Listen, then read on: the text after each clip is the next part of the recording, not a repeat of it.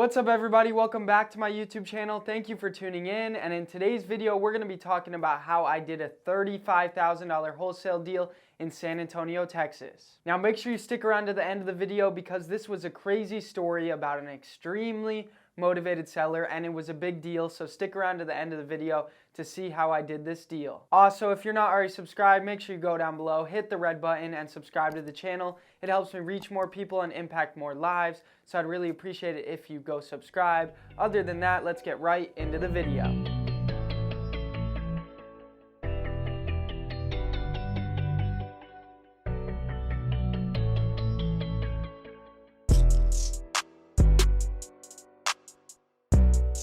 Alright, so let's jump right into it. How did I do this $35,000 deal? Where did the lead come from? From what list? So this lead came from a high equity list in San Antonio, Texas, and the lead came from cold calling. That was the marketing strategy in order to find this motivated seller. It was from cold calling. I love cold calling marketing, and I think you should be doing it too because it gets down to the basics. You're just calling people and reaching somebody that owns a home, so I think you should be doing cold calling. If you want the same cold callers that I use the callgenius.com. There's a link down below for that. And also for the same Zen call dialer I use, there's a discount link down below in the description for that as well. But once we got the lead from our cold calling marketing, one of my acquisition managers picked up the phone and called the seller. And once they called the seller, motivation started pouring out, distress started pouring out. We started really understanding the situation and the reason why they were interested in selling, and it was super crazy. So the seller's mother died in the property 7 years ago, and ever since she died in the property, they have not visited the property in 7 years. The seller's wife's dad was the only one that would go and check on the property because he lived in San Antonio. So every once in a while he'd go check on the property. But other than that, the seller, he never visited the property since his mom passed away, which was super crazy. Also, we weren't even talking to the husband. We weren't talking to the seller. We were talking to the wife. The husband, the seller, the guy on title, didn't even want to talk about the property. He didn't want to deal with the situation. He just wanted it to go away. He didn't want to think about the property at all. So we dealt strictly with his wife on the deal. Now, as we started to figure out what condition the property was in, we realized it was really beat up. So we spoke to the wife's dad, the one that's been visiting the property, and he told us that people broke into the property and tore out all the pipes, tore out all the copper, tore out all the plumbing, the hot water heater, the AC unit. They stole everything. And what was crazy to me was when I went on the Google Street View to look at the property from the street on Google Maps, when I dropped my little guy down on the street to take a look at the front of the property didn't look in that bad of shape. It really didn't. But when considering what they were telling me about the condition of the inside of the house, that everything was torn out and it was a mess, I knew this property was going to need a full gut remodel. And not just a full gut cosmetic remodel, it was going to need pipes, it was going to need a hot water heater, an AC unit, so some of those way more expensive things were going to be part of this deal for sure. So I knew I needed to lock up the deal pretty low. So my acquisition manager started negotiating with the seller. They really didn't have a price in mind that they wanted. They know that they paid like $12,000 in taxes on the property, so they wanted to make a little bit of profit, but they weren't looking for a lot at all. The ARV, the after repair value for this property, was around $130,000, $140,000. And we knew it was going to need at least $30,000 to $40,000 in repairs in order to get the property to sell for that price. So considering all that, considering they didn't want to make much profit, they just wanted to at least get 12 grand and some money in their pocket, we knew they didn't want much money. So at first we offered $15,000, but they said, hey, I'm going to have to think about it. I don't know that $15,000 is going to get me to sign on the dotted line today.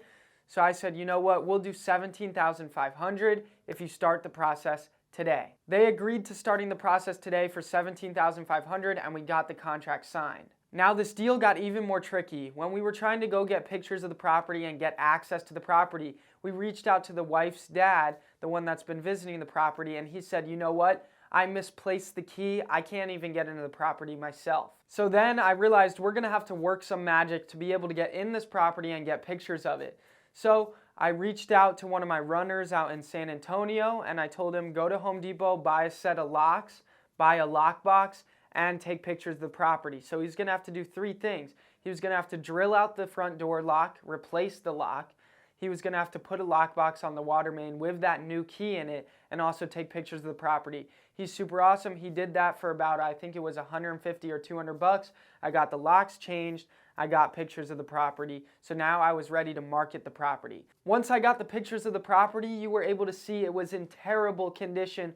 I'll throw some pictures up on the screen of what it looked like. I mean, everything's torn out, drywall torn out. It was a mess. After seeing the pictures, I didn't think we were gonna be able to make a $35,000 assignment fee, but I was gonna go for a big number. I knew we had the property pretty low, you know, 17,500, ARV 130, 140. There's definitely room for at least $20,000 assignment fee there, but I thought, you know what, let me send it out a bit higher. So once I had the pictures, I sent the deal out. I sent the deal out for $59,900 and I got a bunch of offers.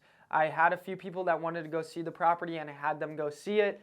One guy came in at $55,000 for the property, but then he decided to lower his price after walking it, and he was around $50,000. And then one guy, after he walked it, came in around $42,000, so it wasn't it.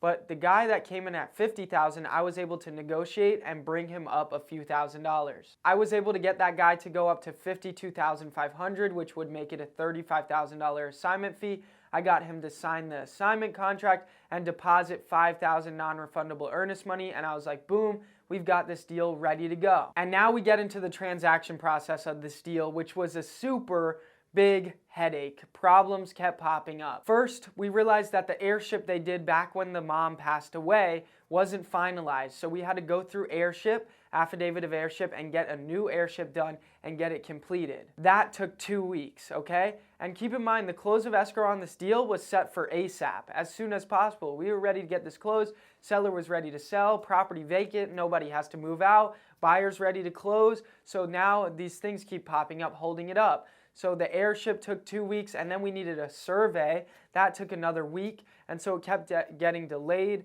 This was supposed to close last month, but it closed this month. But at the end of the day, we got paid and got our $35,000 assignment fee closed. And now another beautiful thing about this deal, the seller has their personal residence that they want to sell, and they want to move to a different part of Texas. And they want a pretty fair price for their personal residence. It should make us about a $10,000 assignment fee if we can agree on the price they want, get them to sign, and start the process. So there's more than one deal from some sellers because they have multiple properties. The only thing holding that up with their personal residence is the market's so hot, they can't really find anything to buy. So they want to wait a few months and see how things play out. But I should have future business from these same sellers and get another deal from them, which is super amazing. But overall, as you can see with this property, with this deal, major motivation from the seller, major need to sell, major, high motivation on their price, right? The motivation is high on their price. They did not want that much money. So the key is finding people that have a problem, solving their problem, and that's where you make the money in this business, which is super amazing, right? We had title issues, but we pushed through. Crazy deal with the pipes being torn out and the property beat to shit like that from the people that broke into it. So overall, just one of those interesting real estate deals, and that's what you're gonna go through with real estate. Each deal, each seller, it gets very interesting, but I am so thankful we were able to score this $35,000 deal. This was actually one of my new acquisition manager's first deal, so we got paid a $3,500 commission on the deal, and he was super excited for that too. So it's a win-win situation all around, a win-win for the seller, a win-win for me, and a win-win for my acquisition guy, and a win-win for the end buyer. So overall, an amazing deal. But other than that, thank you guys so much for tuning in for another video. I hope you liked the video. If you did, make sure to hit the like button. Also, if you're not already subscribed to the channel, go down below, hit the red button and subscribe. But other than that, I'll see you next time. Peace.